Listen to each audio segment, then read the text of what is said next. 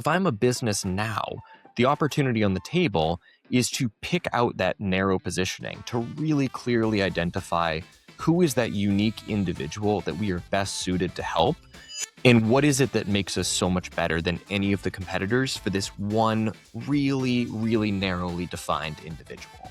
From there, there's this huge opportunity to communicate this positioning in every single medium that large language models are looking to better understand your brand. You're listening to Customer Growth Sessions, presented by Intergrowth, where we talk through strategies to help up-and-coming e-commerce businesses bring in more customers. I'm your host, Pat Ahern. Let's jump in. All right, listeners, welcome back to the latest episode of Customer Growth Sessions. Just me in the studio today, and the reason being is I'm going to eat some humble pie. I've spent the past 2 years engaging in the AEO versus SEO debate, and at the end of the day, I was dead wrong about it. So we're going to dive into exactly what I got wrong and what you should be doing instead. But some background. The AEO versus SEO debate at a very high level is one camp is saying, in essence, hey, we really need to be setting up our websites and setting up client websites to rank in large language models. That's where the future of search is. That's what we need to be thinking about. That's where all the customers are going to be.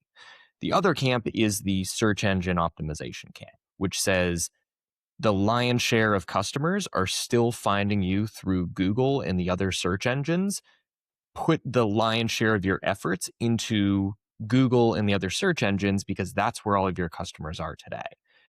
Most recent data I've seen is that there's somewhere around 145x more traffic being sent out from Google than from ChatGPT. But here's the thing. This entire argument misses the whole point of everything that has to do with AEO, answer engine optimization. The whole opportunity with answer engine optimization for businesses is that there is an entirely new way that customers are getting information about your business and about the products that they're looking to buy. And the best thing that we can do is recognize that AEO is an upgraded version of SEO.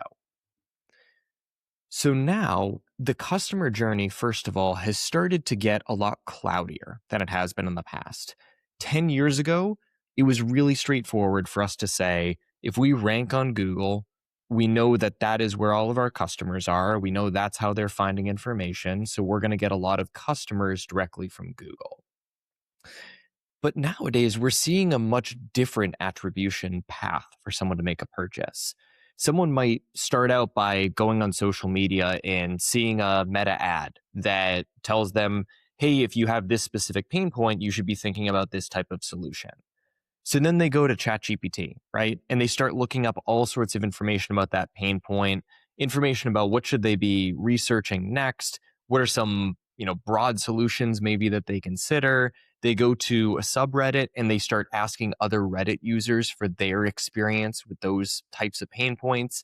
And then they go to a Google search and they do a product comparison to find 4 different brands. And maybe out of that, they end up getting an AI overview summary of one of those brands. And they end up just typing in that brand's name directly into the Google search bar, strictly to find their website.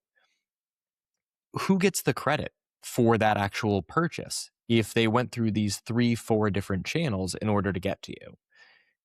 Right now, we're losing a lot of that data and attribution. And the opportunity that's coming about is for the brands that are comfortable with slightly cloudier attribution of sales to put way more emphasis into saying, here are all the different channels that we know people are going to find information about our business. And as a result, we're going to put dedicated effort into getting our business to show up consistently in all these different channels to ensure that A, we rank in search engines like Google, but B, that we're recommended by LLMs, C, to ensure that we're recommended in those relevant subreddits.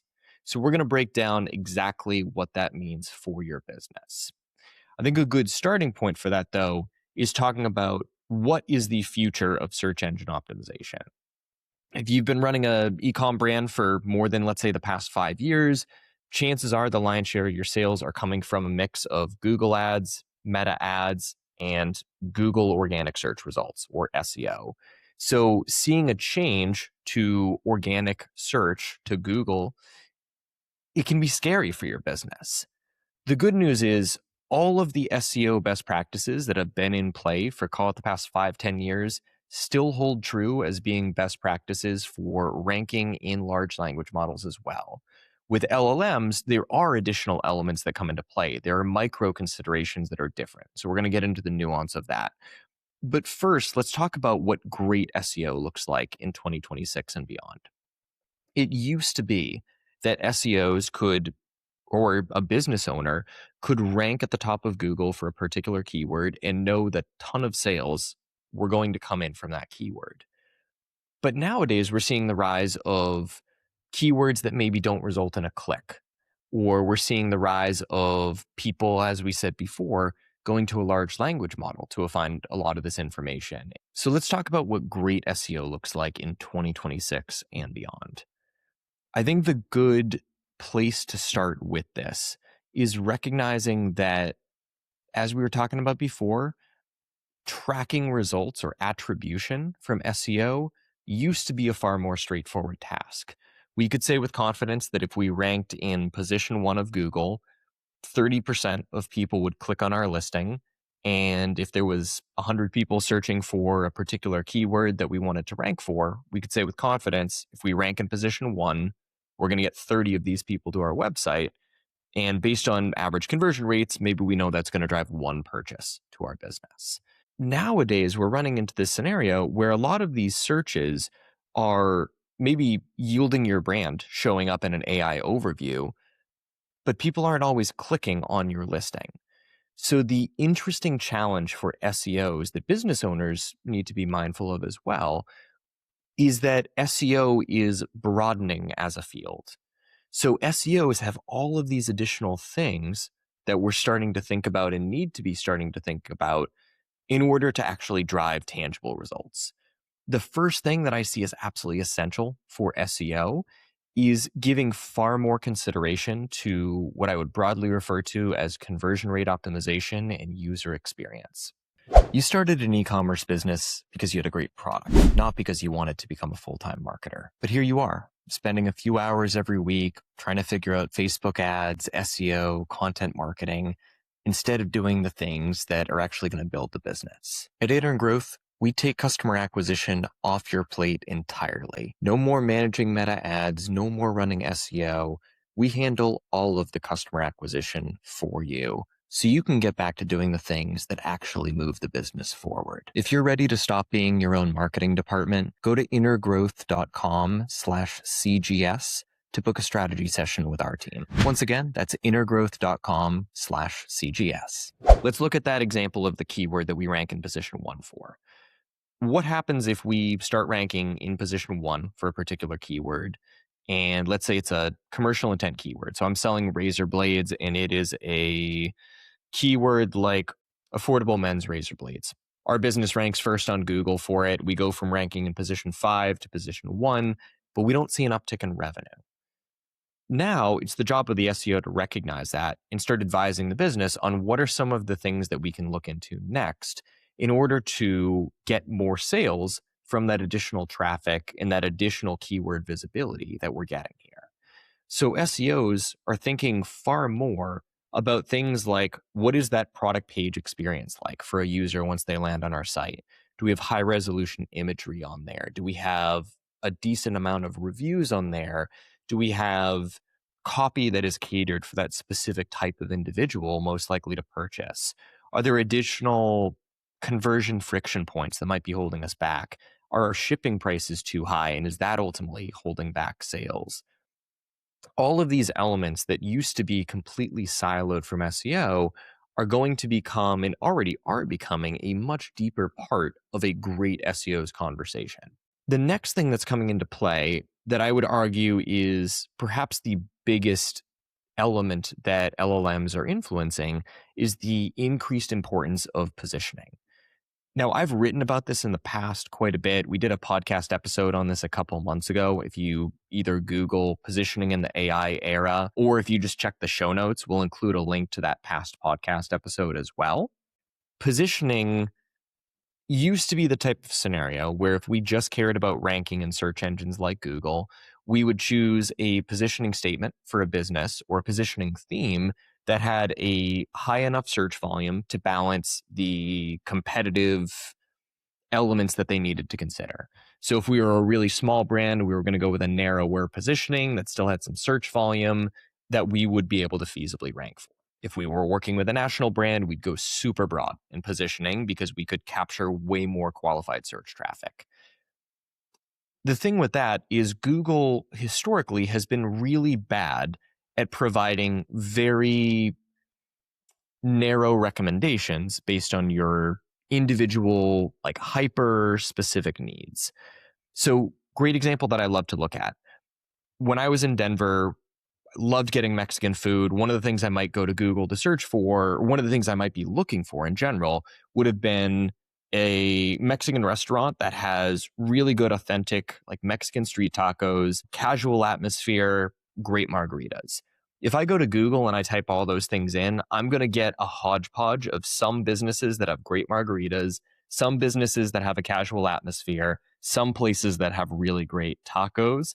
And none of those is going to meet every single one of those criteria that I'm looking for. If I go to an LLM and ask for that search, LLMs are far better at giving me one or maybe two businesses that actually meet the wide or the overwhelming majority of those elements. So if I'm a business now, the opportunity on the table is to pick out that narrow positioning to really clearly identify who is that unique individual that we are best suited to help. And what is it that makes us so much better than any of the competitors for this one really, really narrowly defined individual? From there, there's this huge opportunity to communicate this positioning in every single medium that large language models are looking to better understand your brand. So, starting point is going to be identifying that internally and then documenting it on your website really clearly, ideally putting that on your homepage so it's really blatantly obvious for large language models. From there, though, it's going to be looking at social media channels, looking at what is the description that your business profile has, and making sure that it includes that information about who you're really well suited to help. From there, it's going to be looking at all sorts of different subreddits where people are talking about your brand and clarifying that positioning within there, looking to chime in on those conversations to help people to better understand what are your strengths, what are your weaknesses. Positioning, I would argue, is more important for digital marketing than it ever has been before. So, assuming your business relies on online sales and assuming that you want to be getting any of those sales from large language models, take some time, sit down, build out your positioning, and then really look to see how clearly have you conveyed that positioning across all of these different channels. Now, the third big opportunity in optimizing your site for large language models in this new era of search that is becoming more and more important to an SEO is to look at what are all of these different sources that are being cited by LLMs for their information they're pulling related to your industry and related to your brand, as well as what I refer to as secondary search sources. So starting out with the LLM citation sources, one of the most impactful things that you can do as a business is start by going to your favorite LLM, ask that LLM what its perception is of your brand. Now, what you're going to see the overwhelming majority of the time is that you're going to end up with all these different citation sources that ChatGPT, Claude, you name it, is pulling from in order to better understand your brand. You're going to see a lot of stuff from like Reddit, from Quora. Maybe you're going to see some stuff from some other social media channels. You're maybe going to see some third-party review sites coming into the mix. You name it. Hey, listeners, Pat from Intergrowth here. Field of Dreams was an exceptional movie, but man, did those guys get it wrong. If you build it, they will not come. We've been helping e-commerce brands since 2016 to acquire new customers more profitably. So after that website that you built goes live and when no one's coming in the door, we help you to get to the next stage. Interested in learning a little more? Go to intergrowth.com/CGS to schedule a complimentary consultation call with me and get to learn all about how we help businesses to level up. Once again, that's intergrowth.com/CGS. Look into those citation sources to see, first of all, are they accurately displaying your brand? And if not, is there anything you can do to provide more context and better context into what your brand does? From there, start thinking about all these different citation sources. These are the biggest things that LLMs are looking at in order to understand your brand. And now, if you broaden the focus and you start asking it for recommendations for where to go if you're looking to buy a very specific product, i.e., the type of product that you sell, you can then look at those citation sources as well. Now you've started to build a list of all these different places that large language models are looking to when they put together recommendations for products in your industry. So take all of these and use this as, call it like your PR hit list. If there's an industry publication that LLMs are regularly pulling from and regularly citing, make it your mission in the next 2 months to build a relationship with someone at that publication and look to see how you can get featured in one or maybe ideally a couple of their articles. Look into paid placements, look into expert commentary PR to see if you can get quoted as an expert contributor in one of their articles. All of these opportunities are going to work wonders in terms of getting you cited. And it's also going to then help you in search engines as well if you're getting these links from reputable publications back to your website. Now, on the secondary search platform side of things, this is another massive opportunity that's been arising the past couple of years. Here's what we've been seeing. Oftentimes, if you go to Google and you type in whether it's a product query, an informational query, you're not only going to see the 10 blue clickable links that you used to see a couple years ago, you're also going to see a feed of several YouTube videos. You're going to see a feed of several news articles. You're going to see various forum discussions, whether it's on like Reddit, whether it's on Quora, or another more like niche forum as well. You're going to see Pinterest landing pages, or Pinterest search pages, I should say. You're going to see TikTok search pages coming up in the mix. For the keywords that are top priority for your business to rank for and the themes that you really want to own and be known for as a business, start looking for these types of secondary search platforms that are regularly coming up in your industry for these product queries and these educational queries. These are your next elements, let's call it, to put on that hit list. So if you're seeing that Pinterest feeds are regularly popping up in Google search results for the types of queries you really care about ranking for, Pinterest is a platform you should be active on.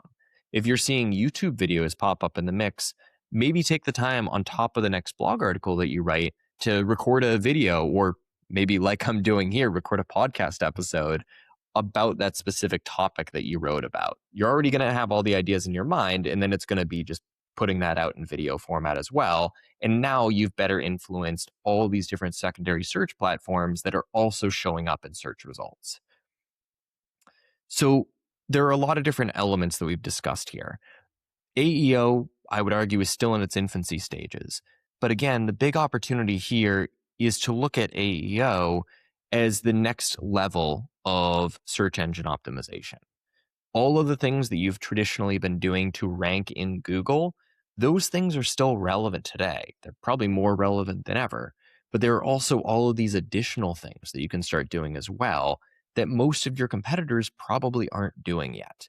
So if you get started on those today, you're going to give yourself a huge leg up over the competition. Now, one other item I did want to touch on briefly, and then we'll wrap up from there, is how you go about finding all these information sources that you should be influencing.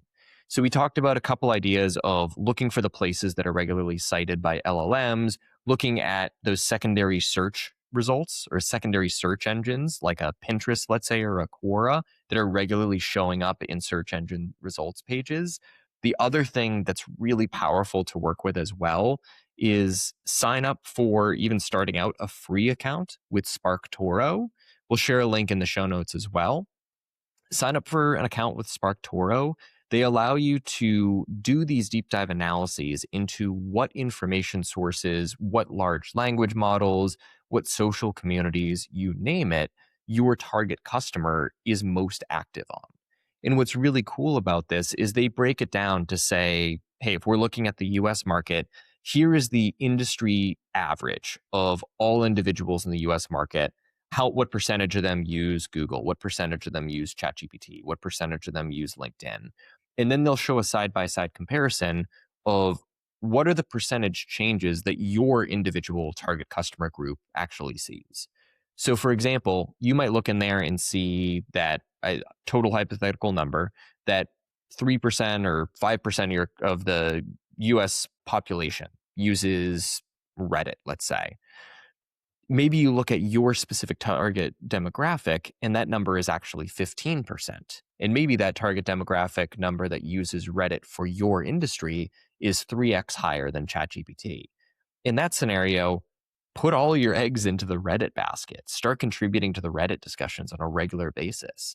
Similarly, if you see that all of your customers are active on LinkedIn and none of them are active on Instagram, maybe don't spend time on Instagram. Spend all your time on LinkedIn. Start posting on there a couple times a day. Now, whenever new technology comes out like this, it can be really easy to get overwhelmed by all of the additional activities that you feel like you need to do. If I were to offer one closing thought for this episode, it would be prioritize doing the things that are going to provide value to the types of customers you want to work with in the long term and make it really easy for them to find that value. So if you're creating blog content for your website, the opportunity that's out there is to still create that valuable content for your website. The opportunity that's out there is then to create that content and figure out what are the platforms outside of your company blog that your customers are most likely looking to find information like this. And then from there, figure out how can you take that specific content piece that you put together, call it that 2,000 word blog article, how can you repurpose that for these specific communities that your customers want to find information on? Don't make customers do the heavy lifting. Keep sharing all those insights, but make it 10% easier for them to find those insights. Thanks for tuning in to Customer Growth Sessions. If you found it helpful, subscribe and give us a review. It helps us to grow the show. Looking for more SEO guidance on how to grow your business? Contact us at intergrowth.com/estimator or email me directly. You can reach me at pat@intergrowth.com. That's all for today. We'll see you again soon.